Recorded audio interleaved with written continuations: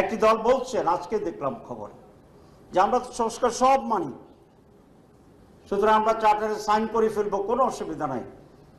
মনে হয় তারা খুবই সংস্কারের জন্য অস্থির আছেন এবং সব ভালো মানুষ দোয়া তুলসী পাতা।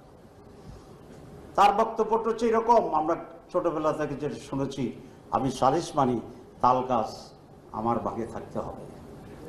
এটা আপনারা শুনছেন? ওনারা বলছেন সংস্কার মানি, কিন্তু ওনারা এটাকে আইনগত ভিত্তি দিতে চান না। তো এটা যদি আইনগত ভিত্তি না থাকে, তাহলে ওনারা বলছেন যে আমরা ওয়াদা করছি, আমরা ওয়াদা ভঙ্গ করব না। এবং ওয়াদা যে ওনারা ভঙ্গ করবেন না, এই ব্যাপারে ওনারা ওয়াদা করতে রাজি আছেন।